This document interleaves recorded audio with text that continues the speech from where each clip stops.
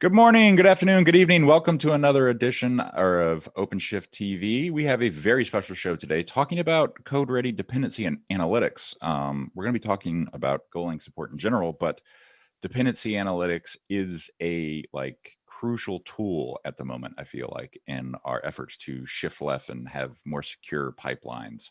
So with that kind of introduction at hand, I would like everybody to introduce themselves.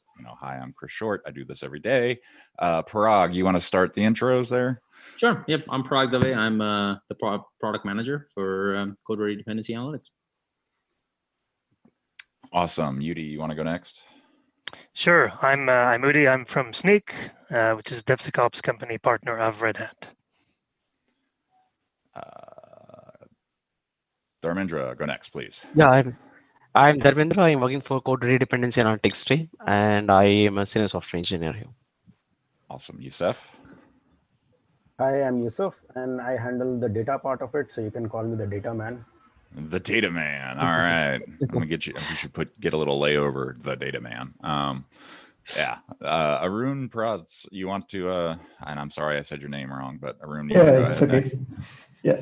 So myself, Arun, and I'm a core member of CRDA analytics team. So mostly you'll see me working on various platform integrations.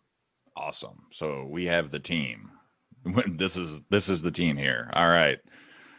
Let's get this show on the road. So what are we showing off? All right. So let's do this. I'll set just kind of a brief introduction about what it is and what problem we're trying to solve. And then I'll hand it over to Udi to kind of talk about how our partnership with Sneak has really enhanced the the offering that we have to the market. So let me just share. I know we don't like slideware, so I'll just keep it very short. That's okay. A little bit of prep, a little stage setting. You got to put down the dinner plate before you put food on it, right? Yeah, that's true. All right. So hopefully you guys can see my screen. Yes. Okay. So we're talking about how do we do a shift left for application stack security, and it's interesting. We do a lot of we see a lot of focus on securing the delivery of a product or securing the platform upon which it runs. We don't hear too much about how is the application itself being composed, and is the composition secure enough so that it doesn't result in issues and going forward. And we all are very familiar with open source, and my thing is open source has changed the way applications are being built. Absolutely. It's amazing to imagine just 10 years ago, everything we wrote was proprietary, right? We were all coming up with our own code for everything. There was no such thing as inheriting an open source component into your application saying, great, this part takes care of this. I'm just going to write the thing that uses it and then does the next job, right? We wrote everything from scratch. And now what has happened is that 97% of the code in, say, for example, a JavaScript application comes inherited. It's from NPM packages. We just need to create 3%. Now, I can imagine the web application developers go wait a second, are you saying that I'm only creating 3% of the code and the rest comes from other packages? The answer is yeah, that's really what it is, because it's the growth of how many new open source components get released every year to help you do your job is amazing, especially in the JavaScript world. We see a lot in .NET as well.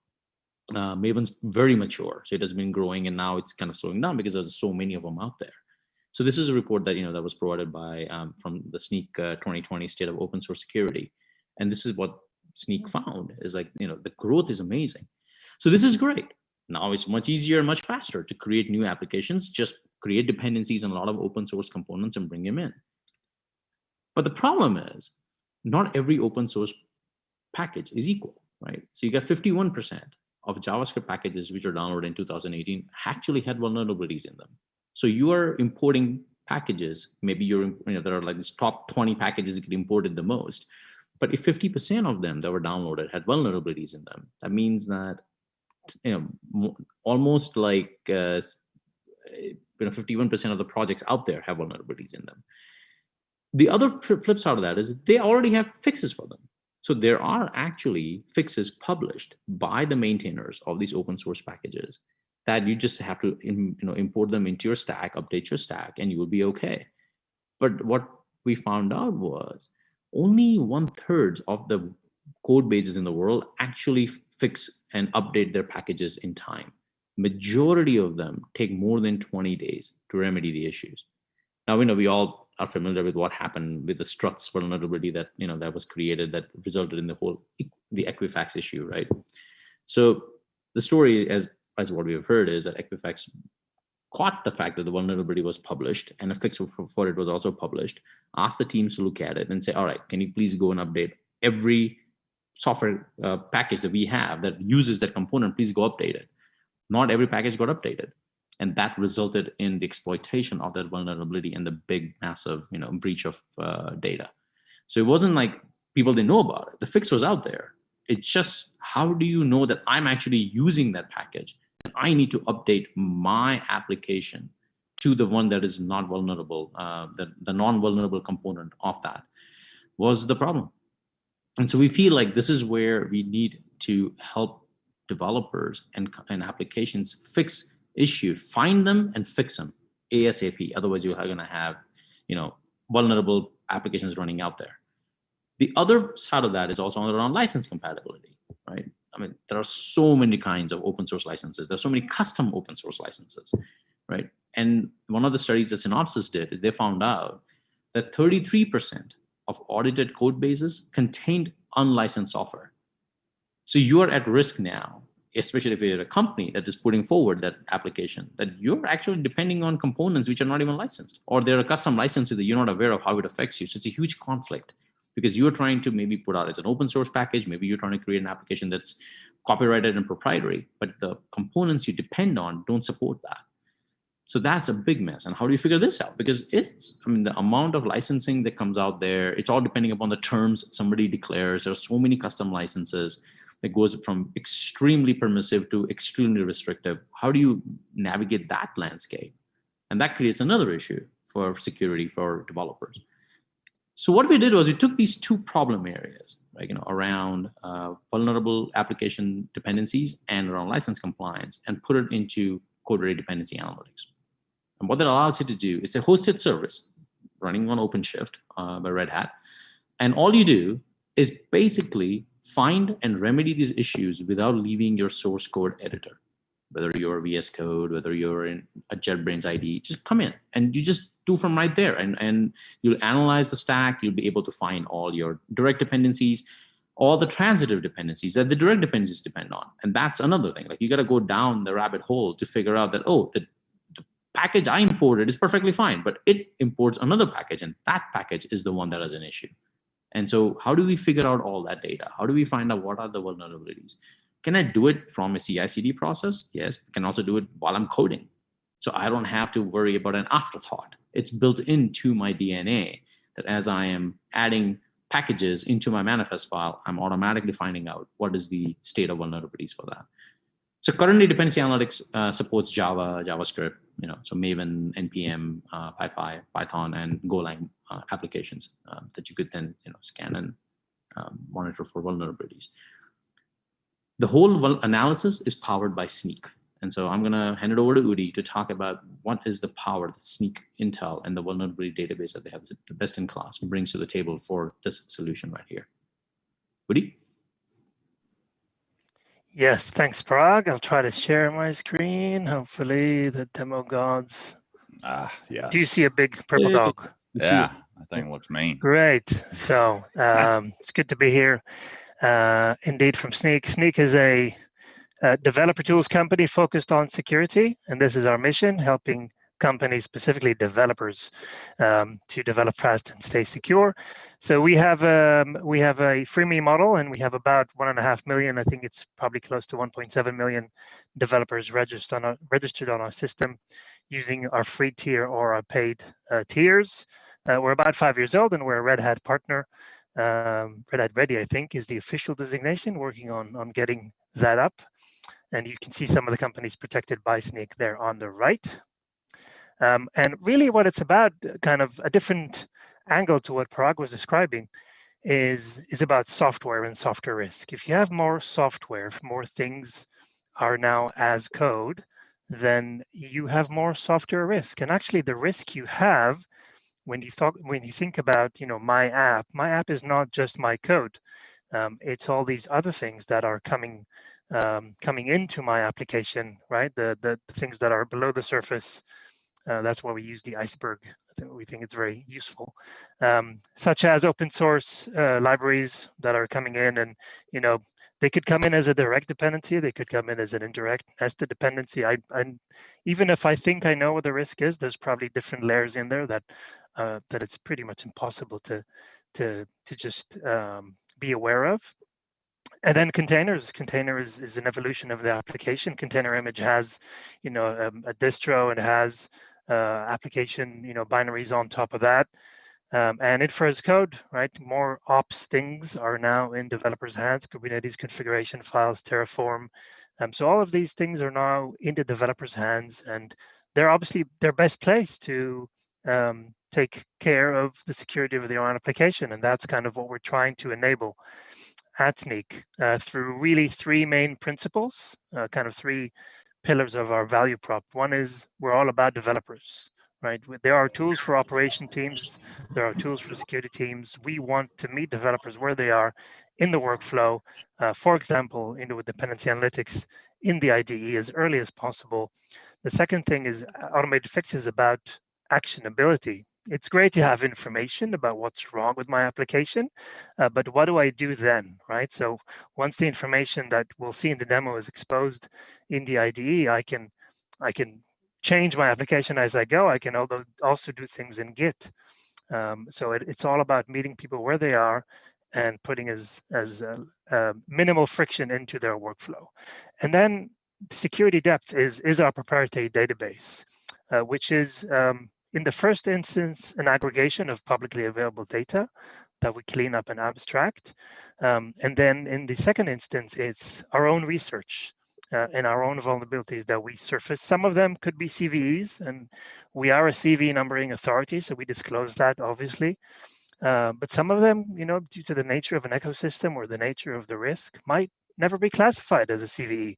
And that's how we get to this number of 370% more. So just gives users more coverage, a better knowledge base to work from in a timely manner. We have our own research team. We do this every day. And customers are telling us and users are telling us that it's far more accurate than what they've been using before. And you can see some of the community and also industry partners we have there, Red Hat chief amongst them. We're very proud of this partnership. And the way kind of, you'll see it in the demo, but the way the principle is, Snyk Intel powers the vulnerability information in the dependency analytics extension, but signing up to a free account to Snyk and putting your token in the stack report there enables a whole new layer of information. And again, this is a part of our free tier offering. So I'll give it up to the team to show you how that works in reality. But just to summarize, kind of, we see ourselves in the Red Hat ecosystem as kind of giving security end to end for the developer, right? We're not trying to tell the ops teams to not monitor and not, shut down containers that are doing things they're not supposed to do. But we're coming from the developer point of view, meeting them in the IDE, in Git, blocking builds that are not secure, blocking push to the registry that are not secure, and then monitoring the cluster, because what I deployed last week might be much more risky this week because vulnerabilities are, it's a dynamic thing. So that's kind of how we see our partnership in a nutshell. So I'll stop with the slides. I'll let the folks here move to the demo. Sure. Dharmendra, all yours. All right. Yeah, Chris. So we have seen enough slides on the product and introduction. Thanks, Parag and Udi, for that. So, folks, now it's time to witness the real live product that will showcase the entire workflow, and we'll see how the things are stitched together in the CodeReady Dependency Analytics plugin. So today, I hope you can see my screen. A pretty big font, a Visual Studio Code editor. Yep, looks good. So I don't have any slides. Yeah, cool. So I don't have any slides to show. I'm just going to show you the live source code as a hardcore developer, as I'm also one of them. And here you can see I have opened a Visual Studio Code Editor, and one of the plugin that we have from CodeReady Dependency Analytics tool is for this tool. And we'll see various other plugins also on different IDs. Let me go through this first. So very beginning step is how do we find a plugin and look for it in the marketplace, and how do we install it? So very basic step. You can go to the plugin extension, search for dependency, and this should bring up in top 5. I think the second one is our plugin, which is called Dependency Analytics, is the name of the plugin, and you see it's from Red Hat with a very good rating of 5-star, and the current version as of today is 0.31. And we have very good documentation here in the README file, which showcase like how do you use the plugin and what features it has. But I'm not going to waste too much time on this because we will see all this live today. So we'll see all these reports generated live today. So let's install the plugin by hitting this install button. And yeah, it takes hardly any time to this plugin to get installed. So now it's available, and I'll move to the test or demo stack that I have. Today I've taken a Go stack here, Golang stack, which we added recently in the CodeReady Dependency Analytics plugin. And this is a sample file with a couple of dependencies. Of course, there are dummy dependencies, but these are good enough for us to showcase the features and the power of extension that we have. So the very first is the Foresight module. I'm using a Foresight module as a dependency, and it is using an auth2 package from the Foresight module. And just for the information, like both of them are vulnerable, because I know I've used those versions which are vulnerable to showcase in this demo.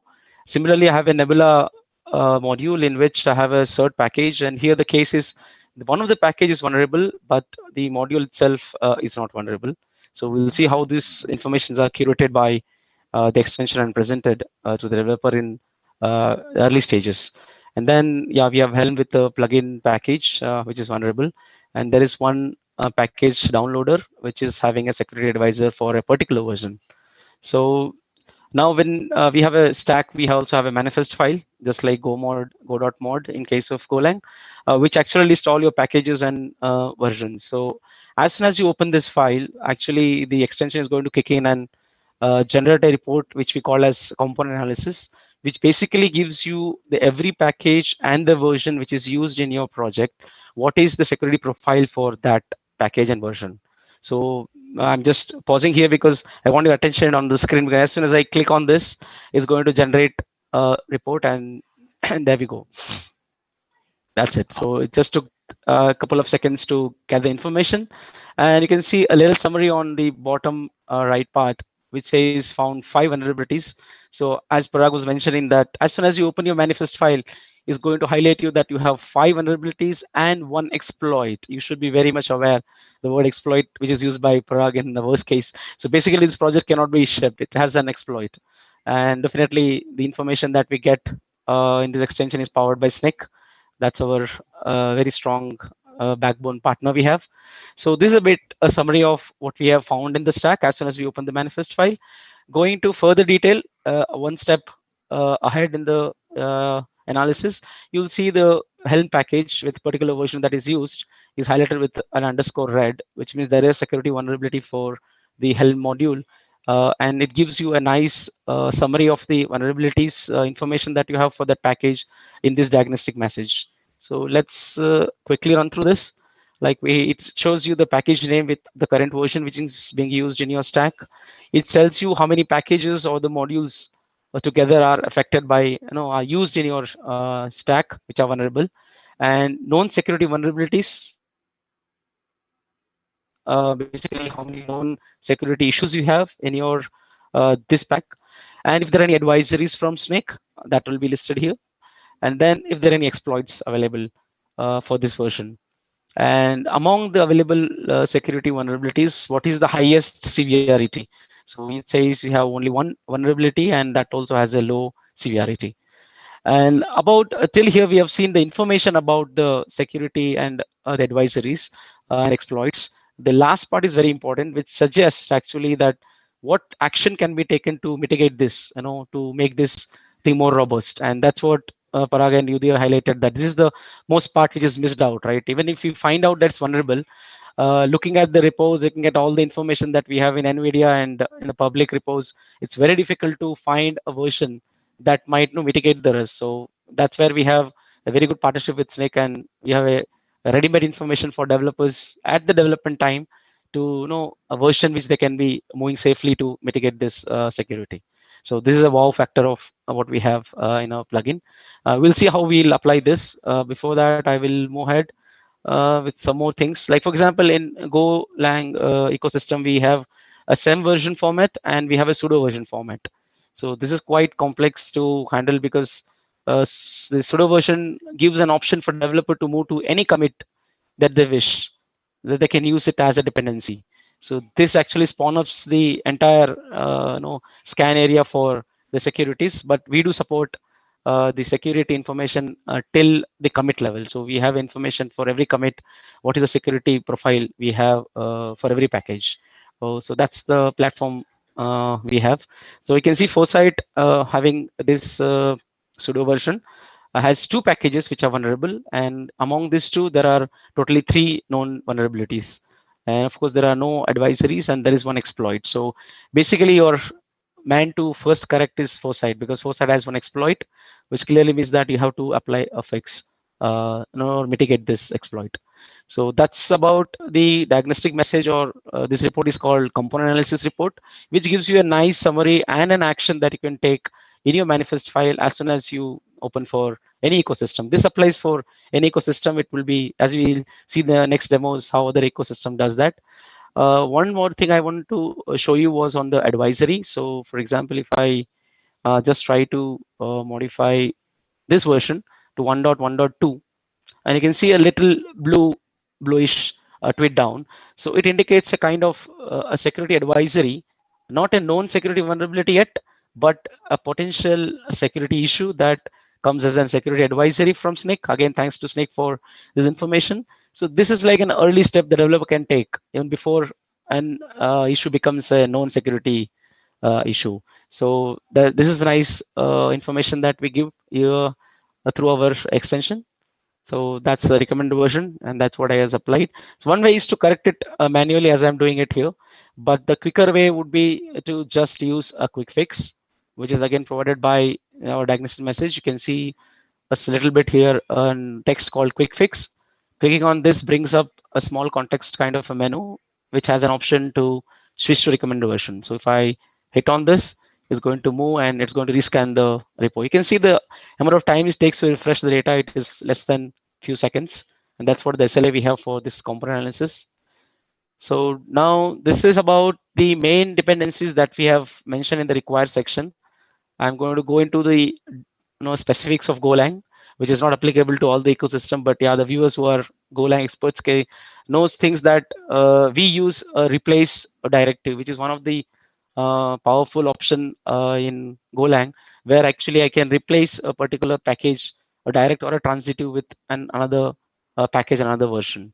So what happens in such cases, like if I just run a replace, means I just replace a package with another version. So in that case, what will happen to the security information that I have? For example, Foresight, this pseudo version is vulnerable, and if I replace that with a Foresight 0.35.1, which might not be a vulnerable thing. So let me save this and let's see what happens. So as you know, when you edit a manifest file in Golang ecosystem, again specific to ecosystem, you have to clean up your dependency using go mod tidy, and that's what I was running here, go mod tidy.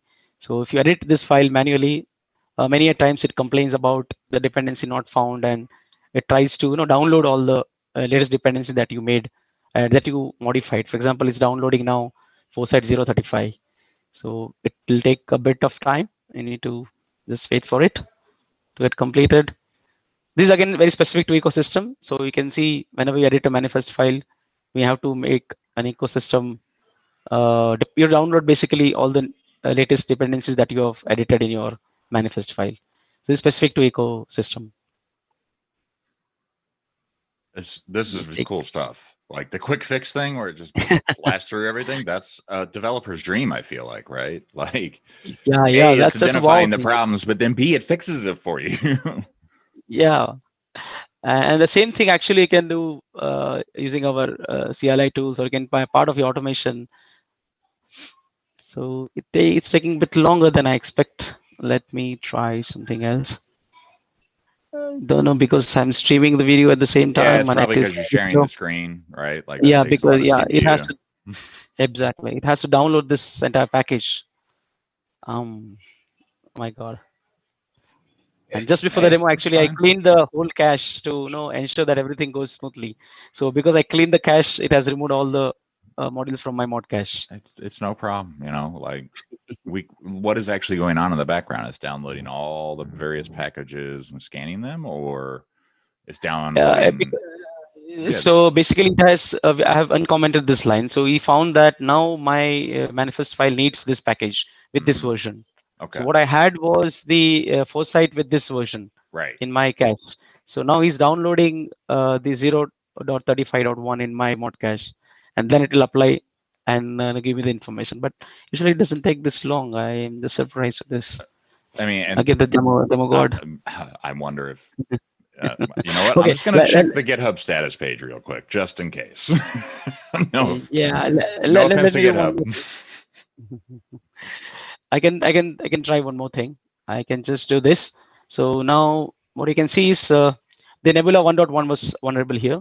Okay, and let me try this because I am sure I have Nebula 1.3, and if I run this, it should work quickly. You can see it's worked because I had the 1.3.0 in my cache, so it worked fine. And now if you see, the vulnerability from here is removed very carefully. If you notice, 1.1.0 was vulnerable, but 1.3.0 is not vulnerable. So basically what I'm trying to showcase here is, it is not that our extension just scans the static data present in the manifest file and gives you some information. It's actually runs a couple of scripts and finds out what is actually going to be packed in your binary. That's what I want to present here. So with this replace statement, what happens is at the runtime, when you're building a binary or a release, this particular Nebula version will be replaced by this version in Golang.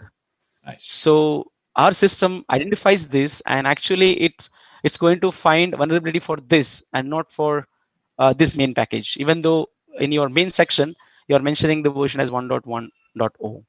So this is one of the beauty of our extension, that it's not blindly scans the static information that you have in your in your manifest file. Also, if you have a demo, like it also sees what is being used. Like for example, Foresight might have hundreds of packages inside it, but it knows that it is using only auth2 and the Foresight. So it's going to consider only these two packages for displaying this diagnostic messages for you. It's not going to list all the packages which are vulnerable for this version. So that's another beauty of giving you a very crisp and accurate information about what's vulnerable and what action that you can take to mitigate security vulnerabilities in your stack. And let's try one more time for this, if our luck goes good, because this I'm sure, see, it's downloading again. I'm sure it was not there. It's going to, yeah, it's downloading this. I'm not sure if it's going to work. Yeah, I'm sorry for this. I think it's because of the internet. Yeah, it worked. So you can see now here, the Helm was using package 2.17, and this was vulnerable. And developer moved using replace statement to 2.16, but unfortunately this also is vulnerable. So you can see clearly it identifies that even though you moved the main package from 2.17 to 16, downgraded it basically, but it is still vulnerable. So even if you have any packages in your replace directives which are vulnerable, is also going to be captured, caught by our extension, and it will be highlighted here, as we've seen in this Helm case. So that's, I think, the features about the component analysis which I wanted to show, that we scan all the dependencies with their packages and modules which are actually used in your source and which are actually the part of your source. And we also, like in case of conflict versions like here 1.1 and 1.3, our extension identifies which is the actual version which is going in your binary, and it's going to highlight the vulnerabilities only for those. So that are the things. And of course, these are just very summary information we have for every vulnerabilities. We have much detail about each of this number in a report called a stack analysis, which can be triggered by right-clicking on the manifest or by hitting this icon here on the top. Oh, so cool. let me, yeah. So let me just show you a glimpse of it, because the following demo will have a more detail about each card that is shown there.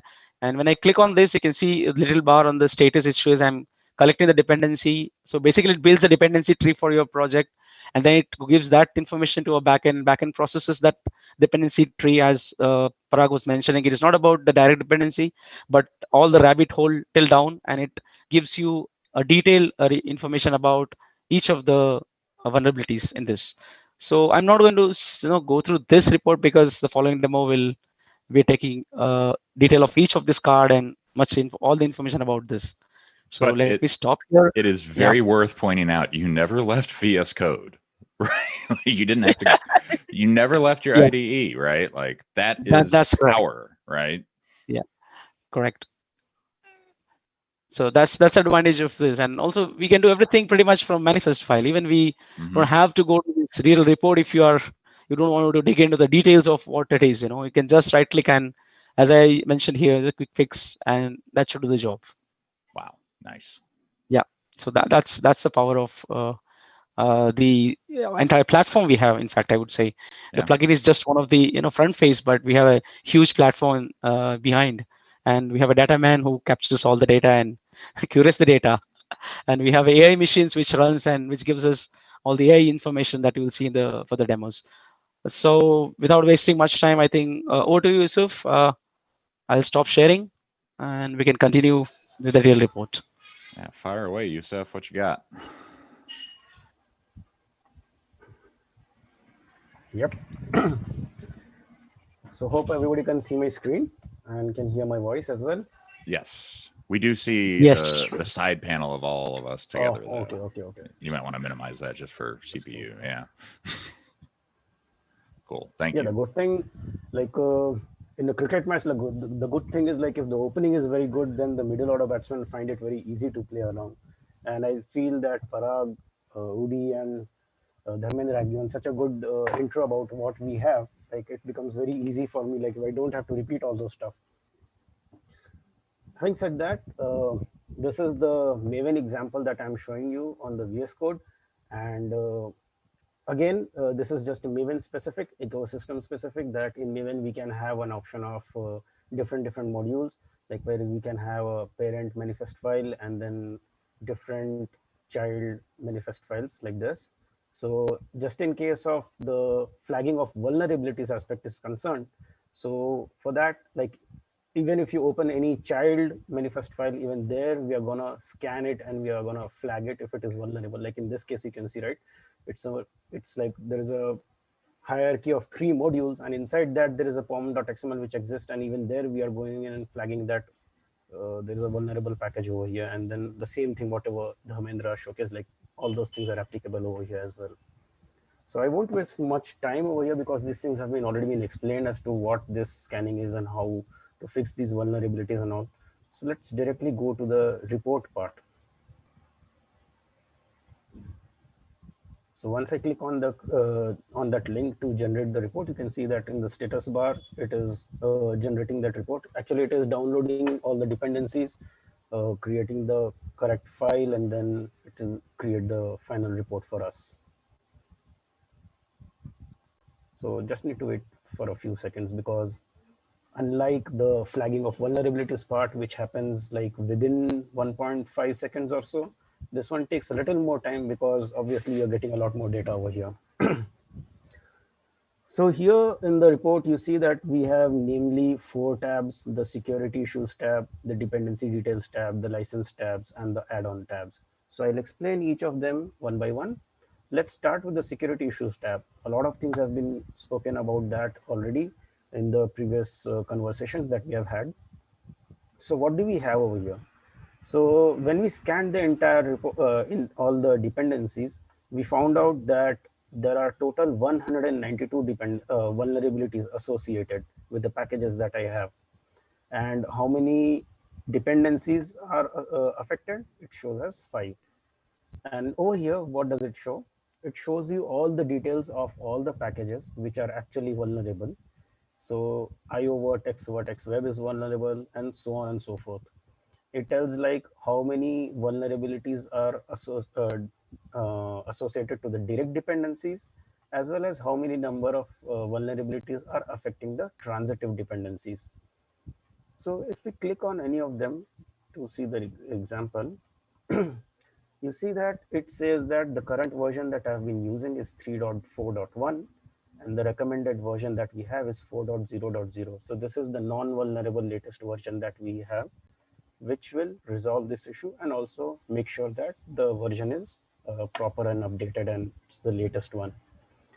Now, over here, it shows the highest CVSS score. So out of the two vulnerabilities that are associated with this package, the highest one has a CVSS score of 8.8. And then over here, we see the details of the severity. And there is one more thing which is right now, which is hidden. And I'll show you what it is. Before that, let's go to the transitives part. So this was all that is associated to the direct dependencies. Now over here, there is no vulnerability associated to the direct one. Let's click to see what the transitive report shows. It says that there are two of them. And this is the details of those two vulnerabilities which are affecting the transitive. So which is the transitive? This com m change c3p0, whatever it is. So this is the transitive dependency that it is affecting, and it gives a similar information as to what I spoke of in the direct part. So similarly, we see it for the transitive as well. Now, if there are more number of vulnerabilities, you see all of them. Like here, you see like there are so many transitives which are affected. I'll not be going through each of them because it's like similar stuff. You'll see similar type of data in each of them. So actually to see there are 111 vulnerabilities. So definitely this is not a package, or this is not the version that you should be considering using. Yeah, no, dump that one. And then again, there is another tab over here. So this is like the commonly known vulnerabilities. Now here we see vulnerabilities which are unique to SNCC. So as Udi also explained and Parag also explained, like there are a lot of vulnerabilities which are curated, which are like they do R&D and then they come up with vulnerabilities which are not even publicly available. So a lot of them are considered premium, and that is why we do not give them like free of cost. Like when I say free of cost, it's like we just don't show it up front. So there is a lot, there's a tiny bit of thing that you need to do over here in order to see those details, and that is we just need to register. And to do that, just need to, it's very simple. And this is the first time we are going to go outside VS Code, right? So all this time you are, like seeing that we are seeing everything over here, and then we don't have to go outside VS Code, but this is the first time we are going to go outside VS Code. Just click on it. So you have an option to copy, open and all. Actually, I'm already registered to SNCC, so I'll show you how it works. So it will actually take you to the registration page. You give all those details, you register yourself with SNCC, and then under the settings, you will find your token. You just need to copy that token. But don't worry, I'm gonna change this. Yeah, burn that. So, yeah, no points for looking at this and trying to note this token down. I'm gonna revoke it. So you just copy it and then paste it here. Submit. And that's it. It's done. Wow. So now when you go to the vulnerabilities which are unique to SNCC, now you don't see that hover on the top to which is asking you to register. Now you can also see the details of all those vulnerabilities which are unique to SNCC. So there's no restrictions for you. There's nothing that we need to pay. There's nothing. It's just free. It's just that we need to register to get this information out. And coming back to one of the vulnerabilities that I was talking about earlier, let's go to this jQuery example. So earlier you were seeing that here we were only showing the severities part, right? Now we are showing the exploits as well. So this is something extra that you get if you are registered SNCC user. Otherwise, you just see the severity part of a vulnerability. You don't get to see whether there is an exploit associated to it or not. And exploits have been explained by Rudy, Parag, and even Dharmendra, it's like a code which is actually available, which tells you like there is this vulnerability which is there, and then it is exploitable, stuff like that, which is and this tells you that a proof of concept already exists, and this tells that there's no such exploit which actually exists and stuff like that. So for each of those vulnerabilities that you have, you can click on it, and then you can see what's the exploit information along with the severity. Nice.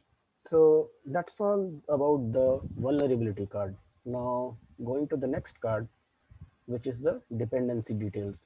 So here on the top, we show three information. With the first one is like how many direct dependencies that we have analyzed, how many transitives that we have analyzed, and how many are unknown to us.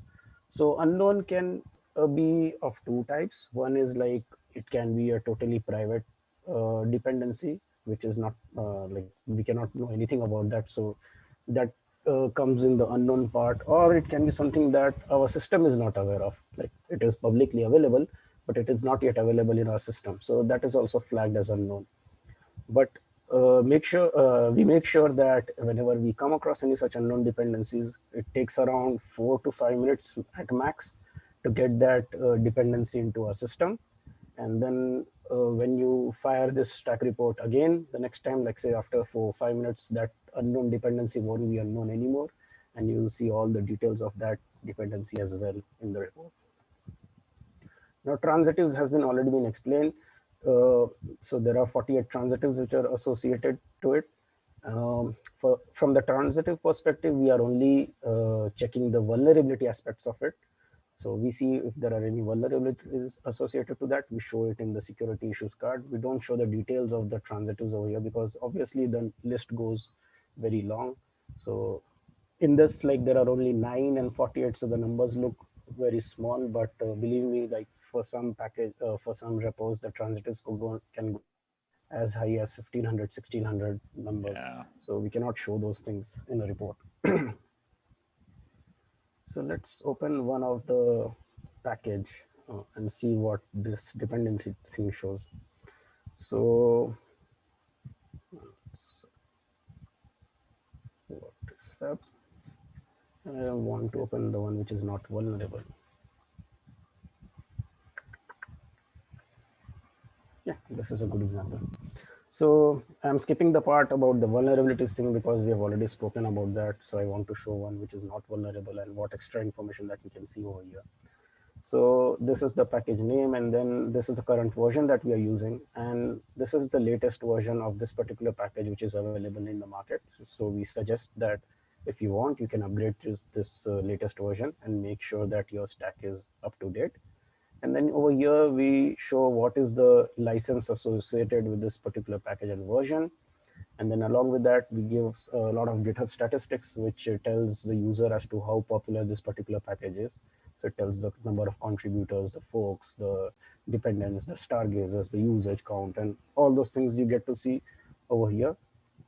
And it gives you a brief idea as to whether you are using a package which is like, used by a lot of people, or is it a package which the developers don't usually prefer and you are having such a package in your system. So when you see at these statistics, you get a fair idea about that okay, fine, like so many people are using it, so fine, it's a popular package, even I can use it. And like some of the more popular packages, you will see that the numbers are higher for that. So that's what we have for the dependencies tab. Now let's go to the licenses tab. So over here, so there are 4 things that we show. I'll go from, I'll start from unknown licenses. So unknown licenses is like same like what Parag explained, like you can have a license which is like, the one thing is like our system is not aware of that license. So then it becomes unknown. And then we try to make sure that we have that license in our system, like it's a different process. Yeah. But the other thing is like the whatever license the package has declared, like such license doesn't even exist, or it may be possible that they have not even declared a license, or it can be so many cases can be there where actually the package that you're using is doesn't have a proper licensing terms and all. So all those come into this unknown licenses and it is captured over here, and then it will show in this list that what are all the packages or what are all the licenses that are present which is unknown to us. So a user can verify that. Like suppose that, just for example, like say Apache, over here it shows that there's an unknown license one, and in the list you see Apache. So it becomes like, very intuitive that, okay, fine, Apache is a proper license, but probably our system doesn't know about it. So it's not it's not something that you need to be worried about.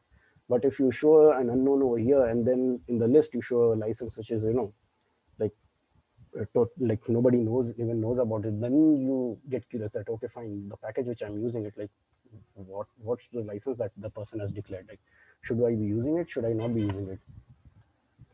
The second thing is the license conflicts and the restrictive license. So restrictive licenses is something like, okay, fine, I'll go to one page to show you that. I think Parag also showed you similar type of graph. Like we have different options like permissive, weakly protective, strongly protective, and network protective.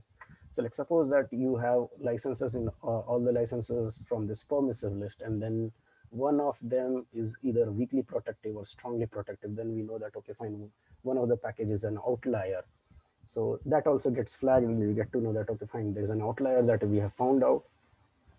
So you take a wise decision about it. Like you want it to be that way, fine, no problems with that. But if you want, and you want to make it permissive, then make sure that you change the version or you change the package, and make sure that that the license declared for that also falls into the permissive category. The second thing is of the conflict. So you can see some arrows going from one place to another. So like one of the, like if you follow those arrows, you get to know that, okay, fine, this license is compatible with this, and so on. Like you see, like Apache 2.0 and MPL 1.1 is not compatible because there is no direct connection between these two. So if you have a package which is having Apache 2.0 and then you have another package which is MPL 1.1, then probably there's a problem because they are not compatible. Then it will be counted as a conflict. So that too you get to know from this licenses tab. And the last one is the suggested license. So after scanning all these dependencies that you have in your manifest files, we cross verify or we cross check all the declared licenses for those packages. And then we come up with the suggested license that for your project or for your repo, this is the license that you should be declaring. And that is how we come up with that option that GPL v2 should be the license for this sample repository that I have. So that's all for the licensing part. Now moving on to the add-ons. So add-ons is the recommendations that we give. Like this is an AI powered recommendation. We have these models which keep on getting trained and retrained depending on the user's information and the user stack. And from there, we come up with suggestions that, okay, fine, we saw that you are using 9 packages, but we feel that there are these 4 dependencies that you should also be using in your system. And then we give the suggestion of those 4 dependencies. We call it companion recommendation, that we say that, okay, fine, these 4 should be your companions in this repository. And along with that, we give our confidence score that we feel we are 84% confident that Eclipse, Jetty server should be there in this as a part of this repository or as a part of this software. And then like the highest is moved to number 1 and the lowest is in the number 4 position. And it tells you the details, like how much confident we are about the recommendation that we are making. And then again, the user has an option to give a +1, -1, depending on his like idea that if he feels that, okay, fine, this recommendation was very good, give a positive feedback. If you feel that this recommendation is useless and it's not for me, give a negative feedback. And along with that, for the package, we tell that what is the latest version available for that package. And we also give the GitHub statistics, which I already explained, like which tells the user as to how popular that package is. Like for each of them, we show that as well. So that is all that we have in this comprehensive stack report. And this is all the information that you can get. And yeah, the best part, as spoken about earlier, all of this you get during the development time. You don't need to wait for a Yeah, commit. there's no. You don't need to wait for a build. You don't need to wait for a pipeline run. Nothing. If you just have those manifest files, you just have those packages, dependencies, just click on it, and the report is in front of you, which tells you, like even before you start coding, it tells you that if there are any problems, it tells you if there are any conflicts, it tells you if there is any discrepancies, you get to know upfront. It's very powerful. So that's all that I have for the report. Yeah, this is very powerful stuff, right? Like you're doing all of this before commit, essentially, right? Like, yeah, you might have had some commits before, but you could run this tool like 100% before commit and have your vulnerabilities solved before it hits the pipeline, which is a big win, right? Like stuff coming back to you after you finished it is no good, right? Like if you're done with something, you can really be done with it, right? Yeah, you can share. Like there was a big problem. Like in one of my previous companies, like we were just near the release cycle, and then our code went for scanning, and then after that we got to know that there is a licensing conflict, and there were a couple of packages which we were not supposed to use. So there were a lot of rework that we had to do in that case. So and it was just near the release. So I can at least relate to this problem that these things should be done upfront. Yeah, I 100% agree. And the best part of our tool is like not only identifying, but also it recommends you. So you also have answers to the questions. It also tells you there's an issue and also there's an answer for it. It's just how to act. It's just about click away. That's it. So that's a good part of the system. Yeah, absolutely.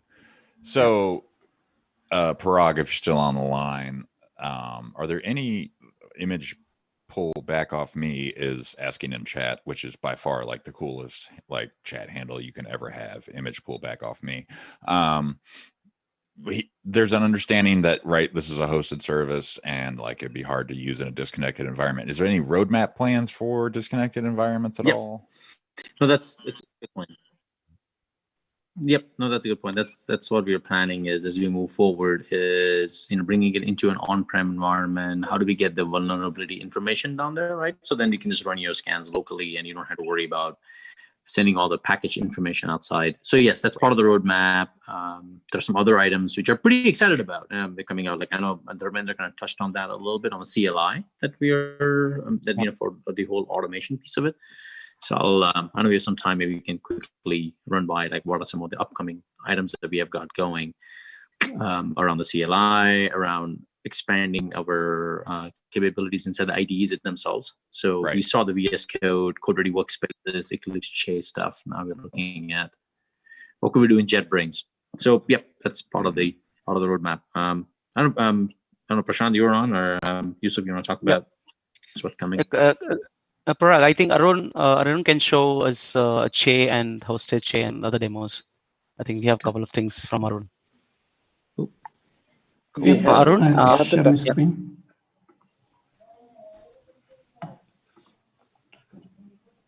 Yep, we have Prashant as well. There you go. I'll quickly go through the demo. So yeah. So far you guys had seen the capability of our platform on the desktop of VSCode IDE. The one which I'm going to showcase is a bit different. However, provides a similar user experience. So whatever you're seeing right now is Red Hat's developer Sandbox.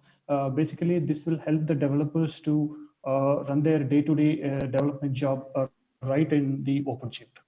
So basically, the Dev Sandbox also provides an in-browser IDE that is called CodeReady Workspace, which is basically based on the upstream Che project. So nowadays, like we are putting everything into the cloud, right? Why not even the IDE? So yeah, so we are just following the developers. So wherever developer goes, we are following them. So we even have the solution for the IDEs, which is running on the cloud. Yeah. So actually, you can quickly sign up for this Red Hat's developer sandbox, and once you sign up and launch, you'll get this quick OpenShift console where you can start your day-to-day development activities. Basically, one quick powerful option which this CodeReady workspace or the OpenShift console comes with is that is to deploy your application directly from the Git. So if you choose this, your code will be pulled from the Git and it will get deployed into your development sandbox. And you can do all the development activities like editing a code, and it will get immediately deployed into your cluster, OpenShift cluster, basically. So I just already deployed an application which is pulled from Git. Just for the sake of demo, I'll be directly switching to that. So you guys can see there is a node application which is already running. So if you look at carefully, there is a tiny little icon. It's basically a chi icon. Clicking on that will take you to the cloud IDE, which is basically a CodeReady workspace. So if you look at this user interface, which looks exactly like a VS Code, it not only looks like a VS Code, it also provides similar capability, but it's totally a different implementation. It also facilitates running the VS Code extension with zero or no modifications. So whatever the experience which you had seen on the VS Code IDE will get the same here as well. Nice. So yeah, so I have pre-configured this IDE to install our extension. So so similar to other ecosystem, if you click on the application manifest file, yeah, if you just click on the manifest file, it will quickly scan through your dependencies and mark the vulnerable dependencies. Gosh, so you'll get exactly the same experience. Yeah, right there in CodeReady workspaces, which could be like every developer in your environment could be working from a web browser with this extension installed and scanning their code as they go. Yeah, exactly. Yeah, awesome stuff. Even you can go for full stack report, which Yusuf was explaining all through the time. There we go. Yeah, that's it. It's pretty quick. You can do it, internet. There we go. Same report, and you can interpret it in the same way as Yusuf explained. Wow, what has got that EDM zip? Wow, okay, need to get on that one. Actually, I had increased the font size for the demo, so yeah. Awesome. I mean, this is really powerful stuff, right? Like you're putting this in the hands of developers so they can solve their own problems, not have something kicked back to them. Like that was always the hang up, right? Like developers shipping code, and then weeks later, somebody would come back and be like, oh, by the way, there's something vulnerable in your code base and you need to fix it.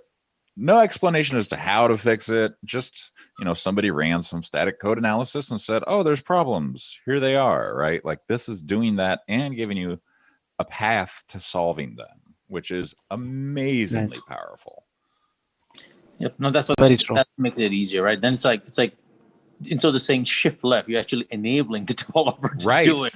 It's like it's not necessarily more work. It's just more scanning of your work, right? Like this is awesome. Like this is why I think the Eclipse IDEs or those based on them are like incredibly powerful tools. And since we can put those in the cluster and create an environment for all developers, right? Like this is really powerful stuff. Or do Prashant? Cool. Yeah, Prashant. If you have time, Chris, if you have time, we've got time. Go ahead. Yeah. Like this, you're the show. I was supposed to go through JetBrains also, but I think we just have a minute left, so I'll skip that part. The JetBrains IDEs are limited in functionality, so we support. The great thing with JetBrains is it basically, if you create a plugin, it just works off all their IDEs. So it'll work on PyCharm, IntelliJ. So we get the support on all the ecosystems like Java, Golang, Python, and all that. But I'll not go through that for lack of time. I'll just quickly go through the roadmap that we have. So as we've seen, right, we primarily focused on IDEs. All our consuming happens through IDEs. So we're trying to balance it out a bit going forward, and the roadmap looks something like this, So basically, I think Parag talked about it, but we're working on a command line interface that should be out very soon. So basically, you can find out the vulnerabilities right from your terminal. You don't need to even go into an IDE, just run a command, and it should spit out all the vulnerabilities. Then we are moving towards like all the CI/CD pipelines, trying to get tasks up for Tekton and Jenkins so that they can come into a pipeline, and then you can have gating and whatever rules you want to apply before you kind of push it into your production, or whether you want your build to pass and all those kind of things. So we are building those kind of tasks now. Like I said, the JetBrains ID, we don't have the full functionality. We don't have the stack report, which is the really powerful report that Yusuf was talking about. Right. We just have the component analysis screen there. So we would like to build it on par with VS Code. So that's something that we're working on. We also have an integration coming up with the OpenShift console. So basically, we'll be able to scan the containers that are deployed and show you app level vulnerabilities. So basically, currently, Claire is a tool that shows container level vulnerabilities, but we have used Claire to also show app level vulnerabilities. So basically, we are scanning the code within the container and then using the same sneak data to show you app level vulnerabilities within the dev console. So that's a really powerful feature within OpenShift. Yeah. We also have some integrations coming up with the VS Code Java plugin, which is a very popular Java plugin in VS Code. We have an integration coming up there. Then we have GH Actions, GitHub Actions, really popular right now. Another way to integrate into CI/CD pipeline. And then we are also exploring other ecosystems that we can probably go into. We currently have Java, Golang, Python, and NP and JavaScript. We want to look at Ruby. Java, we currently support only Maven, so we'd like to support Gradle. Python, we only support the requirements. We'd like to go into pipenv. And NPM, we just support the package.json, so we'd like to go into yarn and all that. So this is the upcoming items that we have in our roadmap. I just want to quickly go through this. So over yeah, to you, Chris. That's a very bright future ahead, right? Like, yep. Yeah. This is pretty awesome stuff. Parag, anything to wrap this up? No, thanks team. That was good. It's good to see all the details and some that I haven't even seen yet. But this was awesome. A great show. Thank you so much, Udi, the Sneak team. Thank you. Thanks for having us on. No, like I really appreciate y'all coming on to show this off, because in the future we're going to be talking about more about DevSecOps and shifting to left, and this is a big part of that picture, right? Like when you shift left all the way to the developer's IDE, you're empowering them. And that is amazing, right? Like empowering developers to do more parts of the pipeline themselves so they have more control over what they're doing is great, right? Like gives them confidence. Cool. Appreciate it. And yeah, that's wonderful. Wonderful presentation today. Thank you, everybody. Thank you. Yeah, definitely. It's about actionability and automation, right? Those two things are key. Yeah. Awesome. Yeah, we appreciate. I appreciate being here, and I appreciate your fireplace there behind you. Thank you very much. Yes. It is a wonderful 12-hour download that I decided. Well, I have this Mac behind me that's in charge of downloading and making sure that all the family photos are like shareable, and it does some caching for like iOS updates in the house and everything. But why not throw a fireplace up, right? You're one of the few people who can actually have a fireplace chat. Yes, exactly. It's for real. Fireplace chats with Chris. We can do that anytime you want. So thank you, everybody. Thank you. Thank you all for joining out there watching. Bye-bye. And have a great day, everybody. Thank you very much. Have a good day.